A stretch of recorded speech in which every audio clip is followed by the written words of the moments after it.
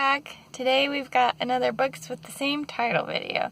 Today we've got two books about benches. We've got The Bench by Megan, the Duchess of Sussex, and we've got The Bench by Jen Brewer. So how I came across this particular one is I heard Jack in the Books video talking about this, and I got curious because he said there was kind of a lot of controversy. Maybe it was more of a British thing since he's in like the UK, because I hadn't really heard any controversy about it. But I was like, ooh, it's just a cute little picture book. We can read that. And then when I was looking on the library website, as often happens when I do these or pick out books for these books with the same title videos, I also saw this one. So that's where this one came from. So let's just hop into it. So, The Bench by Megan, the Duchess of Sussex. I believe the controversy was that in this book, she shows a bunch of different ethnicities and cultures using the bench. It's about a father and son using a bench as the son grows up, kind of a deal. And she goes through a bunch of different nationalities and things that could use benches in that kind of context.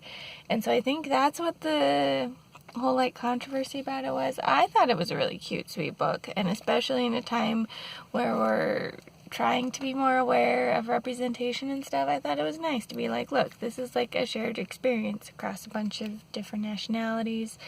We all grow up with, hopefully, that kind of parent-child relationship, and when we do grow up with it, we all probably have something like a bench that we all use and that we come back to and grow and progress with as the child gets older, or as the child get older, all that kind of thing. So I thought it was really cute and sweet. The artwork is also pretty nice. Let me just flip open to a page and you can see. See? It's nice artwork. It's just pretty. So I really liked it just for that. I think the message is generally nice, both the story that she's telling with the bench specifically and the whole diversity that she's trying to show off with it. All very nice to me. So that's really all I have to say about that. I think it's silly that there's a bunch of controversy about it. It doesn't really feel like that's something that should be controversial to me. But what do I know? As a white person, I probably am not getting the full perspective on some of that either. I don't know.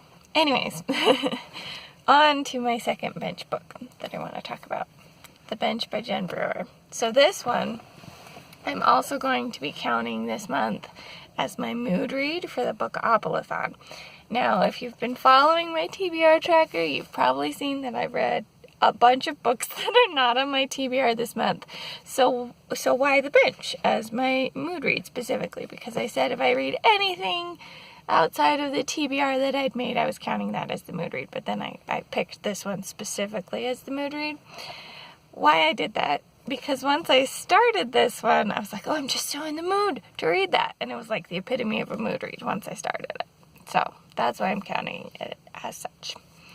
This one is a Christian, just fiction, contemporary. I don't know what you would quite classify it as, but it's about a woman who's a mom and has been a mom for many, many years, but being a mom isn't as fulfilling as it used to be, and she feels like she's got some dreams and goals that she's being prompted by God to fulfill, and she doesn't quite know how to fulfill them.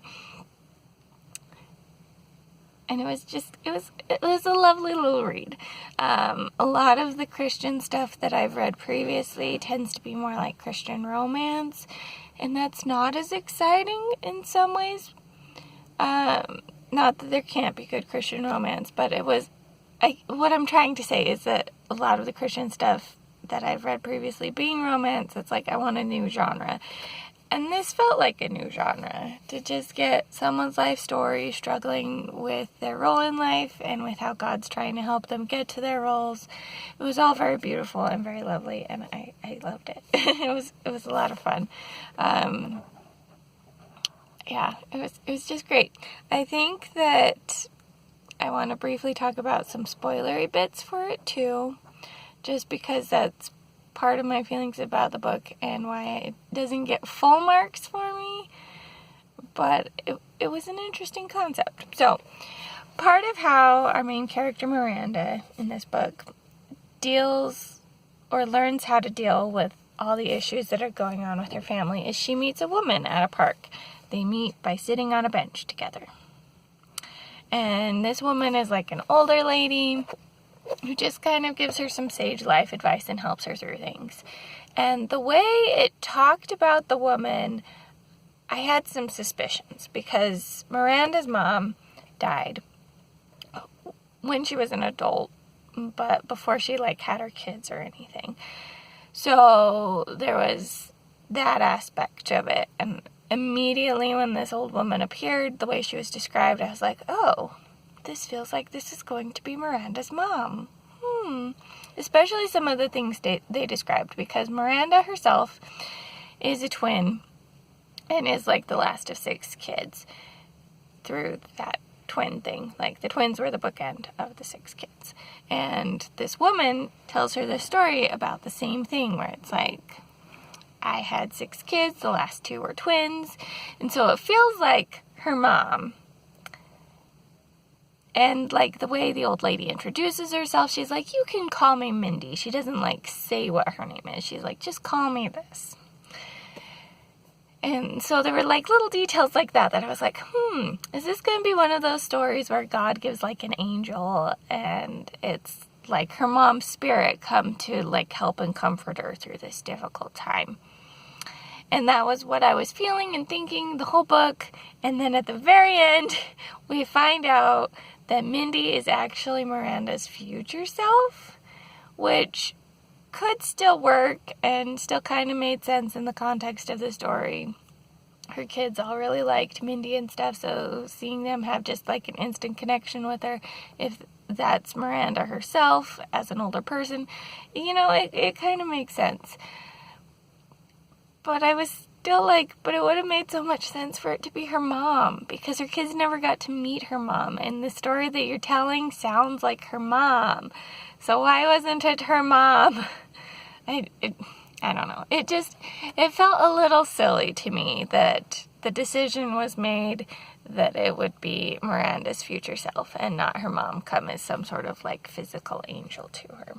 So that was my biggest gripe with the story. But otherwise, it was really nice. I really liked all the sage little advice that she gets. I kind of cried through some of the spiritual moments in the story and how they impacted her life and stuff, because I'm that kind of reader. But it was a really impactful and very good book. It was just that decision that it was Miranda's future self that really didn't sit well with me, that I was why would you take this direction? Why? I don't get it. But anyways, I did enjoy it. I do recommend this. So if you're looking for any books about benches, here are some options for you. If you have any recommendations for me based on these that you think might be fun, or if there's anything else in a similar vein, especially with the Christian ones that are not romances, if you have any suggestions, that could be fun. But yeah, I think that's all I've got for now. This is the Umlaut Harper signing out.